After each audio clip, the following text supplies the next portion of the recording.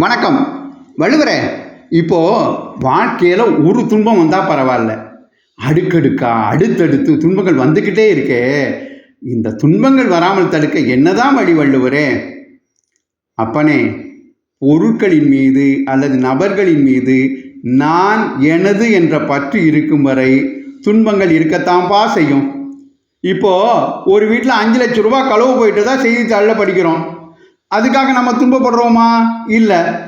அதுவே நம்ம வீட்டில் ஒரு 5000 ரூபா களவு போயிட்டா கூட எவ்வளவு துன்பப்படுறோம். ஏன்னா அது நம்ம பணம்னு நினைக்கிறோம். ஊரில் எவ்வளவோ விபத்து நடக்குது, செய்தித்தாளில் படிச்சுட்டு வெறுமனை உச்சி கொட்டிட்டு அதை கடந்து போயிடுறோம். அதுக்காக துன்பப்படுறோமா?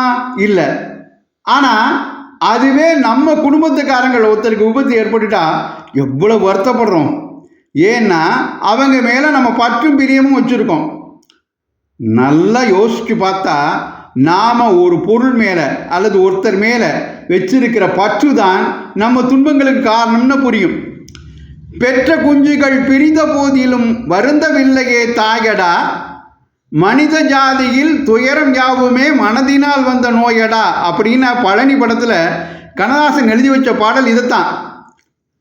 அதே தான் பகவான் கிருஷ்ணர் கீதையில் பற்றில்லாமல் உன் கடமையை செய் அப்படின்னு நமக்கு அறிவுறுத்துறார்.